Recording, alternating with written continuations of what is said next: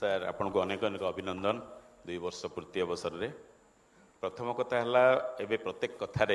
आम पश्चिमबंग पड़ोशी पश्चिमबंगर उदाहरण देवा आरंभ करछे।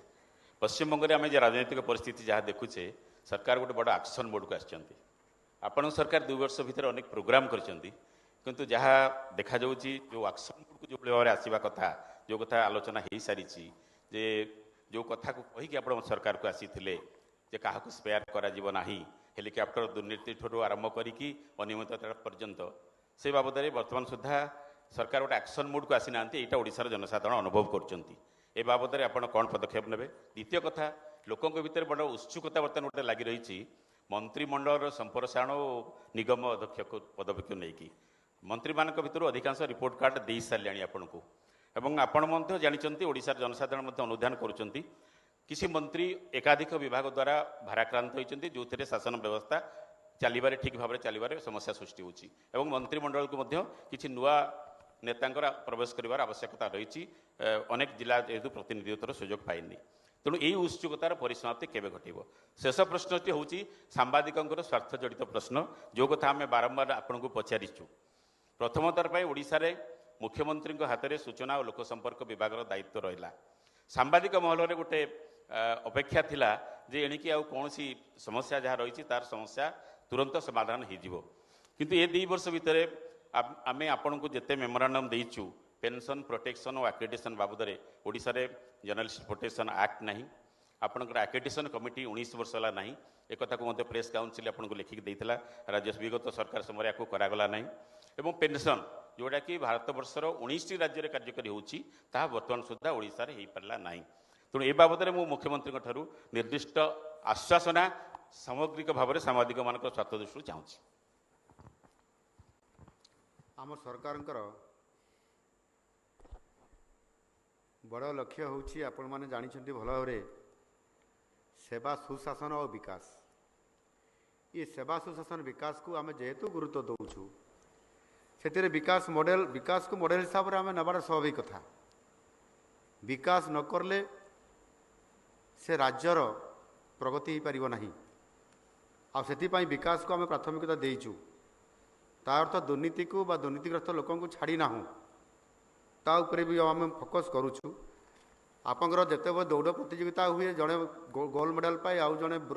सिल्वर और आउ जड़े ब्रोंज और आउ जड़े चतुर्थ पंचम स्थान भी रहती एवं सबुठारु जो मॉडल रो बेसी आवश्यकता हुए सी अर्थात से मॉडल क्षिप्र गति दौड़ी की गोल पाइबा स्वाभाविक कथा। विकास को आज मॉडल हिसाब से नौथवा कारण आज भारत वर्ष में ओडिशार विकासर चित्र आम अन्य राज्य मान तुलन में यथेष्ट आगरे आम रोचंती से शिल्पायन रे कहतु से भित्तिभूमि रे कथा कहतु से आपंकर सेवा क्षेत्र में हो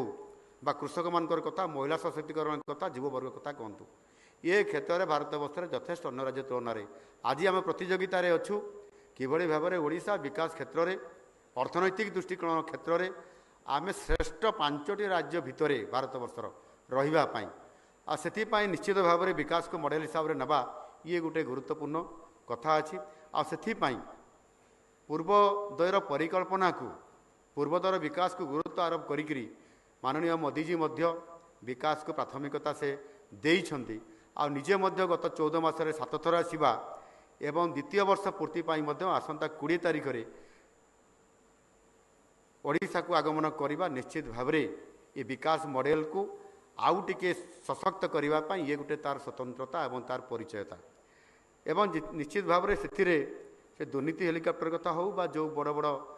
जो माने दुर्नीतिग्रस्त अच्छा जहाँकर विषय आप चिंता करुँच कथा हो ये आगामी दिन में तार चित्र निश्चित भाव में स्पष्ट भाव कथा मु